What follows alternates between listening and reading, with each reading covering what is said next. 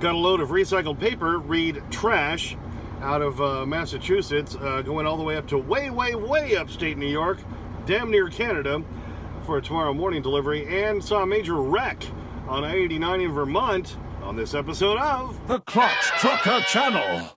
Clutch Trucker, filmed before a live and furry studio audience. That is Rusty, the world-famous meatball dog. Hey YouTube, Clutch Trucker here. Thanks for tuning in to another edition of the Clutch Trucker Channel. By the way, let me just first off say, for all of you, those who watched all the way through my last video, I appreciate that. I should have done more editing, and, you know, all that, 6-7 minutes of me trying to park the truck was kind of boring. So unless, you know, you're really into that, you just kind of wanted to see that. But yeah, I should have done more editing, and it was just late and I was tired at that point and was trying to get it done. But anyway, thank you for all who tuned all the way through that. All right, here it is, the 23rd of May, Monday night. I'm up here in Champlain Township, New York, at this little gas and sip, Maple Fields / Irving. It's the only place I could see on either the trucker path or on the Park My Rig app that's closest to where I'm going to deliver. It's still another like 86 miles or something tomorrow morning. But I wanted to make sure I knew I could park somewhere. And I'm going to be talking more about that Park My Rig app because if you remember a few videos back, Junior got me the book. The whole, the Ultimate Truck Parking Guide 11th edition, Park My Rig, as it says down here.com. And good old John Holgren called that guy up and told him about my channel and everything and said, hey, maybe he'd do a video if you give him access to your app for free. And so he did. He sent me an email, Leroy, the guy who writes the book and does the app, and set me up with a year subscription for it. It's only $24 for the year. It's really reasonable. So I'll be doing a whole review all about the book and the app coming up. I just want to be able to use it more so I can give you more information about all that, all right?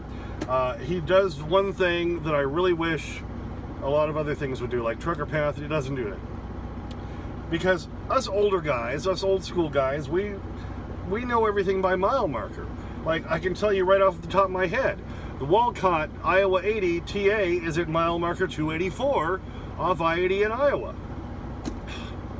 The Sap Brothers I park at all the time in Cheyenne is at 371. I just know this because we all know it by mile markers. That's what we're going by. That's why states like where I'm at now, New York, and Connecticut, and Vermont, and New Jersey, and all those states really hack me off when they don't do what the rest of the country does and labels their exits by a mile marker. Come on, jump on board. It's a new millennium. You know, come on. But anyway, like I say, I'm going to want to use that app another couple of weeks, 3 weeks or so. And then I'm going to do a full review all about the Park My Rig app and talk more about this book. Junior, again, thank you so much for sending this to me. And John Holgren, thank you for contacting Leroy, who wrote the book, to give me access to the app. So that's just another tool that's helpful. The more tools we have to help plan our trips, the better it's going to go.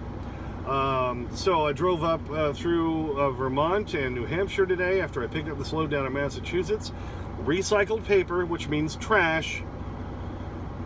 I hope these guys clean out the trailer when I deliver. They may not.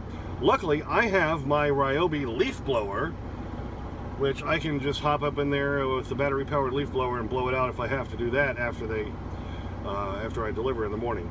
But like I say, it's about 86 miles away. This is the closest place I could find to be guaranteed a place to park tonight. So here we are. But on the way up here on I-89 in Vermont, came across this big wreck. All of a sudden, we're just driving along, come around over this hill and around this curve, and traffic stopped.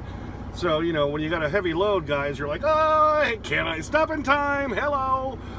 I was able to stop in time. There was a big wreck up there off to the left, and I was like wondering what's going on. Let's take a look. Well, we're on I-89 in northern Vermont. I can honestly say I've never been, I don't think ever, on this section of highway before. It looks like we got some big wreck up ahead. All of a sudden we came to an immediate stop. Was just barely able to stop in time. But I do see some disco lights up there. So obviously something's happening, and it looks like it's mainly contained in the left lane. So we'll find out as we get closer.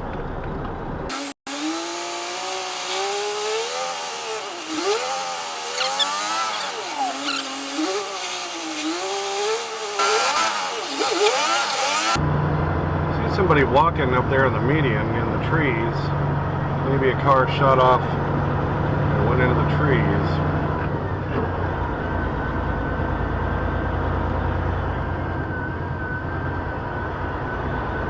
Oh yeah, that's what happened. Somebody went off the road. I can see it up there. Oh, one's flipped over and one's in the trees. So a couple of cars mashed together and went off the road. Pretty wild. And now the clutch trucker zoom and slow-mo. Oh yeah, that's what happened. Somebody went off the road. I can see it up there.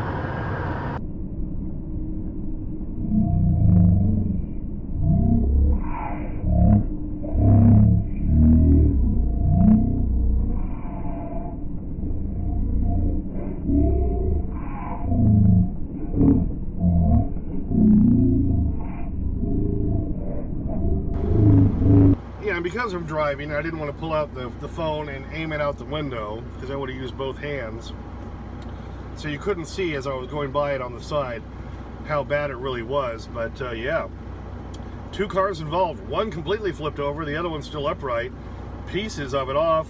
They're up against trees. So somebody screwed up. It's hard to tell which one did, but obviously it was bad enough. And what's so silly about that is it was like 70 degrees. Sunshine, dry roads, people just being ass wagons and probably distracted, screwing around on their phone while they're driving. How often do you see that? You see that car waving all over the road, and you get up by them and they got their phone right up here, and no wonder they can't see what they're doing. Idiots. Well, this load didn't pay all that well. You know, it was, 360 miles after I picked it up. Luckily, it was only about, 54 miles to go down and get it.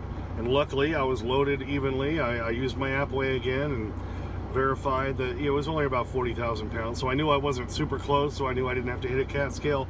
Plus, every weigh station I went through all the way up here were all closed, which was nice.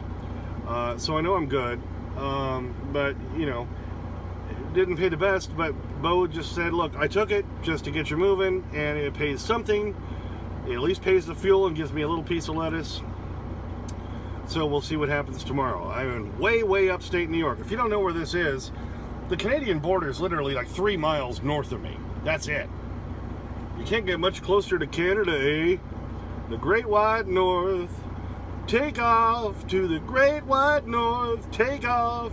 It's a beauty way to go. Have to get my toques on, right? Oh, yeah. All right, just a quick update, and that crash there. That's about all I got for you today. As I'm ready to deliver tomorrow morning with my load of recycled paper, which means trash. Gotta love it. Thanks for tuning in. As always, please subscribe, please like and comment.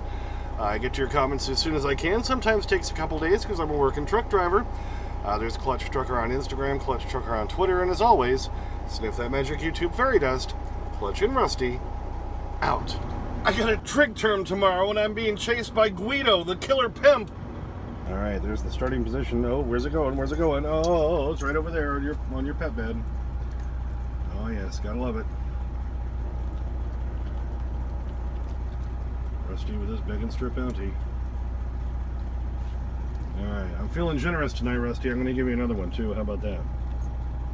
Does that sound good? I'm eating, Dad. You're bugging me. Okay, you ready for another one? There you go. Oh, no, it dropped. Look, Rusty, it's down here. Come get it. There you go. All right.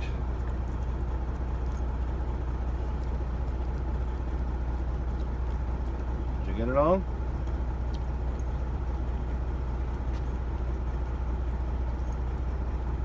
Still chewing. Okay, let's get that happy dog look.